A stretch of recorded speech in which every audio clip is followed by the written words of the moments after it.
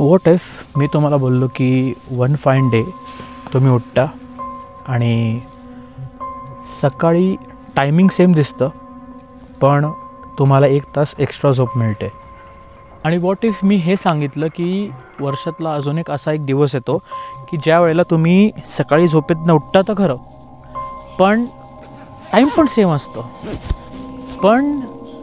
पण असं आहे की तुम्हाला 1 तास झोप कमी मिळते. टायमिंग सेम दिसतं आहे, सेम घड्याळामध्ये 7-8 वॉटेवर जितक्या वाजता तुम्ही उठता तितक्या वाजता, पण टायमिंग सेम दिसतं आहे बट झोप कमी मिळालेली असते. 1 तास आपल्या लाईफमधला गायब होतो. कसं काय? How is it possible? नाही, हा कुठला ग्लिच नाही आहे, यालाच म्हणतात डेलाइट सेव्हिंग टाईम. आणि आजचा व्लॉग त्याच्यावरच आधारित आहे की डेलाइट सेव्हिंग टाईम म्हणजे DST हे नक्की काय असतं, कसं असतं, कसं ते इम्प्लिमेंट होतं, कोणी शोधून काढलं आहे, किसके खोपडी में ये विचार आया की ये डेलाइट सेव्हिंग टाईम निकालने का. तर चला व्लॉग सुरू करूया.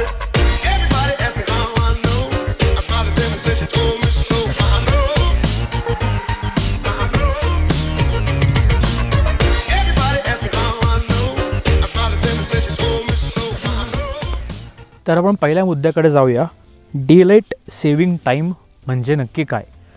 तर डेलाइट सेव्हिंग टाईम वर्षातल्या 2 दिवशी होतं. It usually occurs in March आणि नोव्हेंबर. येस, नोव्हेंबर जे आत्ताच झालं, काल झालं. डेलाइट सेव्हिंग टाईम चेंज झाला काल. काय होतं, स्प्रिंगमध्ये 1 तास पुढे जातो, नोव्हेंबरमध्ये म्हणजे फॉलमध्ये 1 तास मागे होतो.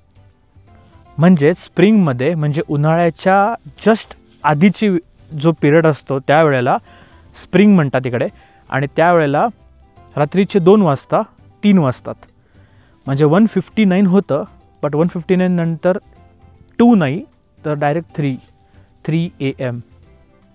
खूप इंटरेस्टिंग आहे ते. आणि फॉलमध्ये रात्रीच्या 1:59 नंतर परत 1 वाजतो.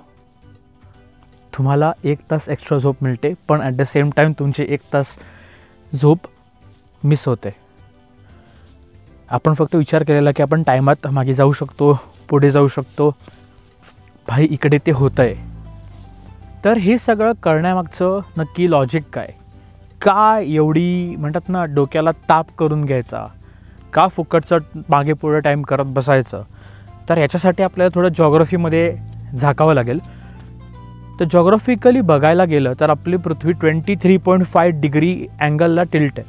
आपली पृथ्वी सरळ नाही, हे आपण सगळ्यांनी शाळेमध्ये शिकलेलं आहे.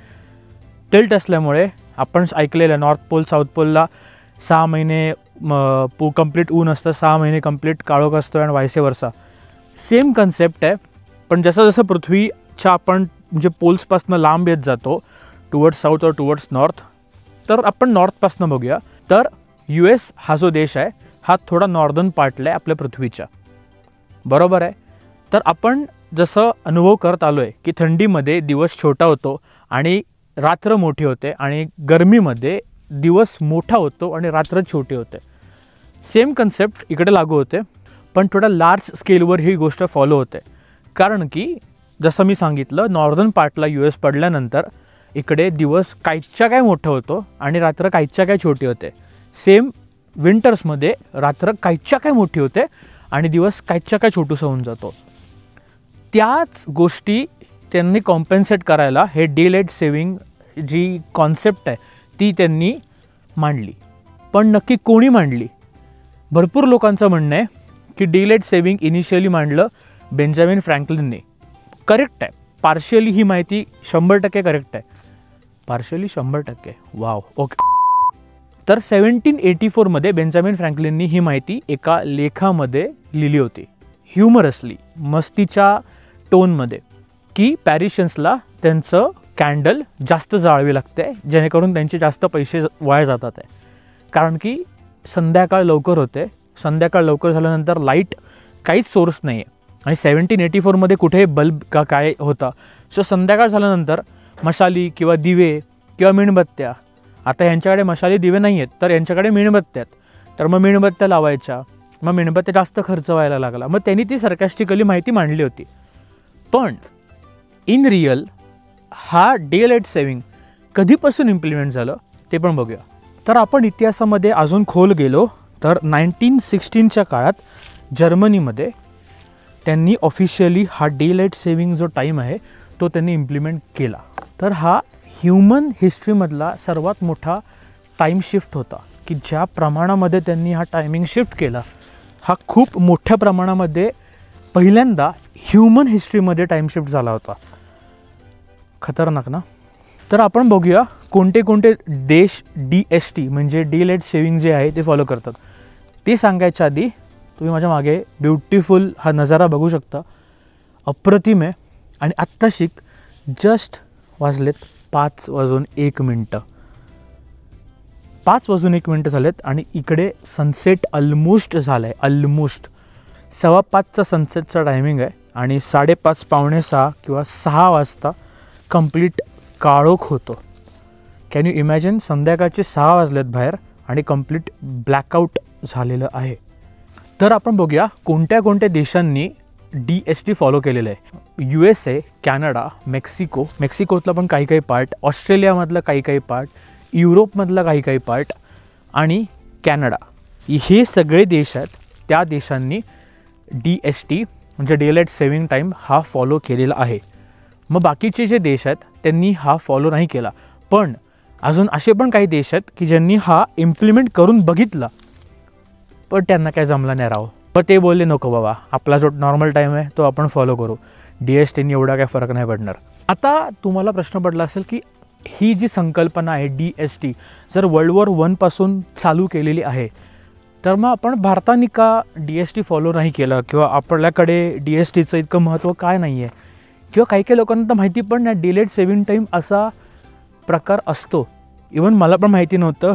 जेव्हा मी US आलो तेव्हा सगळं आर्टिकल्समधनं किंवा US यायच्या आधी तिची इन्फॉर्मेशन पण वाचली होती की डे लाईट सेव्हिंग टाईम ही कन्सेप्ट नोव्हेंबरमध्ये आणि मार्चमध्ये येणार आहे. So please be prepare for that. तेव्हा वाचल्यानंतर कळलं की असा पण विषय आहे US. तर इंडिया का फॉलो करत नाही. आपण इक्वेटरच्या जवळ पडतो म्हणजे पृथ्वीच्या सेंटरच्या जवळ पडतो आपण. तिथे इतका काही फरक नाही पडत. फरक पडतो थंडीमध्ये, डे छोटा होतो, नाईट मोठी होते, पण आपल्याकडे इतका ड्रास्टिक चेंज नाही होत की 6 वाजता पूर्ण काळोख किंवा 5 वाजता काळोख. सिन्स मी वर्जिनियामध्ये आहे म्हणून माझ्याकडे संध्याकाळचे 6 वाजता काळोख होतो. मी बॉस्टनमध्ये होतो तर लेजिट 5 वाजता 4:30 वाजता मी सनसेट बघितलेलं आहे, अनुभव केलेला आहे. संध्याकाळी 4:30ला सनसेट, 5 वाजेपर्यंत पूर्ण अंधार. संध्याकाळचे 5 वाजता असं वाटेल की रात्रीचे 9-10 वाजलेत, पिच ब्लॅक. तर जितकं तुम्ही नॉर्थला जाल तितकं सनसेट टायमिंग लवकर होत जातो. तेच इंडिया सेंटरला असल्यामुळे इंडियामध्ये हा DST फॉलो होत नाही. जसं मी तुम्हाला म्हणालो की काही देश आहेत त्यांनी DST फॉलो करायचा प्रयत्न केला पण नंतर मग ते म्हणाले की राव आपल्याला काय हे जमणार नाही, आपण आपलं नॉर्मल टायमावर येऊ. तर रशिया, अर्जेंटिना आणि ब्राझील तर ह्या देशांनी पहिला DST फॉलो केलं होतं. पण इनिशियली त्यांना वाटलं की काहीतरी फरक पडेल कारण की एवढे सगळे देश करतात आहे DST फॉलो तर आपल्यात पण फरक पडेल. पण काय असा खास फरक न पडल्यामुळे त्यांनी ते कम्प्लिटली स्टॉप करून दिलं DST फॉलो करायला. सो आता ते त्यांच्या नॉर्मल टाईममध्ये आहेत. तर आत्ता US day light saving time जो आहे तो बंद झालेला आहे. म्हणजे US आता त्याच्या मूळ टायमावर आलेलं आहे, काहीही छेडखानी न केलेला. म्हणजे आत्ता जो टेक्निकली जे आता होतं आहे प्रॅक्टिकल टेक्निकल जे मागे तुम्ही बघताय सनसेट होतं आहे 5:15 वाजता सुरुवात आत्तापासून. अजून थंडी पुढे एक्स्ट्रीम व्हायची आहे तरीसुद्धा आत्ता 5:15 पुढे जाऊन तर ते 5च्या पण आधीपर्यंत होतं. लेजिट 4:45 आणि blah blah blah blah blah. तर हा USचा ओरिजिनल टायमिंग आहे. तर 1900च्या काळी सुरू झालेली परंपरा आपण आजही ती फॉलो करतो आहे. त्यावेळेला त्यांनी वेगळ्या उद्देशाने कारणांमुळे ही सुरू केली होती. पण आता तुम्हाला खरंच वाटतं आहे का की ही DST day light saving time हा खरंच इतका इम्पॉर्टंट आहे? कमेंट करून सांगा प्लीज. पण ह्या डिलेड सेव्हिंग टाईमला मी गेले 4 वर्ष अनुभवतो आहे. 2 वर्ष इन बॉस्टन, 2 वर्ष इन व्हर्जिनिया. आणि पहिला इनिशियली खूप विचित्र वाटायचं की हे काय प्रकार आहे. 4:30 वाजत नाही तर सनसेट, आणि लिटरली सकाळी अगदी समरच्या वेळेला सकाळी 5 वाजता सनराईज. आपण ज्याला ॲक्च्युली पहाट म्हणतो की जेव्हा एकदम तांबडं फुटतं त्यावेळेला सनराईज. तांबडं बिंबडं काही फुटायचं नाही, तर डायरेक्ट चरीत ऊन पडायचं. ते थोडंसं विचित्र होतं इनिशियली, बट नंतर बॉडीला सवय होऊन गेली. याच्यामध्ये मला आलेला पर्सनल अनुभव म्हणजे हा असा की संध्याकाळी 6 वाजता अंधार होतो आहे आणि कन्फ्यूज व्हायला होतं की आपण जेवायचं कधी नक्की. 6 वाजता, 7 वाजता, 8 वाजता का 9 वाजता. आपल्या लोकांची तर युजली टायमिंग असतात 8 ते 9, 9 ते 9:30, 10पर्यंत आपण जेवतो. बट इकडे असं मेंटली ते ऑटोमॅटिकली तसंच होतं की अरे चला रात्र झाली आहे, जेवायची वेळ झाली आहे, जेवून घेऊ, मग लवकर बेडवर जाऊ. कारण की आपला बॉडी आधीच त्या डेलाइट सेव्हिंग टाईमला ॲडॅप्ट झालेली असते आणि आपण परत मग ते टायमिंग 1 तास मागे करणार. मग हेच टायमिंग मागे पुढे करण्यामध्ये आपल्या बॉडीची होते. पण इनिशियली 4-5 दिवस लागतात आपण ते बॉडीचं क्लॉक ॲडजस्ट करायला. नंतर सवय होऊन जाते. जशी सवय होते मार्च येतं, परत 1 तास पुढे होतो. हे चालूच राहतं, प्लस आणि मायनस हे चालूच राहतं इकडे. पण आता ती सवय झालेली आहे. आता इतकं काही असं वावगं वाटत नाही की हे काय होतं आहे नक्की, असे कसं काय 5 वाजता सनराईज किंवा 4 वाजता सनसेट होतो आहे. इट्स नॉट दॅट बिग नाव. आता शरीराला ती सवय झालेली आहे आणि मरणाची थंडी वाजते. कारण की मी द ग्रेट व्हॅली ओव्हरलुकला आलो आहे, जी माझी आवडती टेकडी पॉईंट आहे. तर मित्रांनो, तुमच्याशी बोलता तुम्ही ऑब्झर्व केलं पण असेल, मी जेव्हा हा व्लॉग स्टार्ट केला तेव्हा चांगला उजेड होता. आता वाजलेत 5:26 PM आणि तुम्ही माझ्या मागचं लाईटिंग कंडिशन ऑब्झर्व करू शकता. आणि आता जसं मी ड्राईव्ह करीन, उतरीन डोंगर, तर डोंगर उतरता पूर्ण ब्लॅक, पूर्ण काळोख.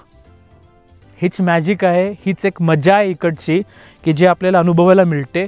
आणि मला वाटलं तुम्हाला हा थोडासा व्लॉग असा इन्फॉर्मेटिव्ह करावा, थोडा इन्फॉर्मेशन शेअर करावी, कारण की सगळ्या लोकांनाच हे डेलाइट सेव्हिंगबद्दल माहिती नसतं. तर आय थॉट हा व्लॉग एक शॉर्ट अँड सिम्पल व्लॉग बनवावा, थोडा इन्फॉर्मेटिव्ह व्लॉग बनवावा. तर आय होप मित्रांनो तुम्हाला हा व्लॉग आवडला असेल. आणि माझं अनूप सोनी का होतं असं वक्त रहते इंसान सतर्क होकर अपने जज्बात को काबू में रखकर अपने कदम पीछे हटा ले. सावधान रहे, सतर्क रहे. एनिवेज, तर आय होप तुम्हाला हा व्लॉग आवडला असेल. आणि खूपच थंडी आहे, माझे हात लिटरली फ्रीज झालेत आणि अजून थंडी वाढेल जशी संध्याकाळ सरत जाईल तशी. But this is just the starting of winter. अजून पुढे भरपूर थंडी वाढणार आहे, फाडू थंडी वाढणार आहे, हे फाटेपर्यंत थंडी वाढणार आहे. तर बी प्रिपेअर फॉर दॅट, मी मला सांगतो आहे. एनिवेज, थँक्यू सो मच मित्रांनो इथपर्यंत बघितल्याबद्दल. भेटूया पुढच्या नवीन ब्लॉगमध्ये. Thank you so much. लाईक करा, शेअर करा, कमेंट करा, सबस्क्राईब करा. नसेल केलं सबस्क्राईब तर सबस्क्राईब करा. लवकरात लवकर 100K कंप्लीट करा. भेटूया पुढच्या ब्लॉगमध्ये. श्री स्वामी समर्थ. जय श्रीराम. Bye bye.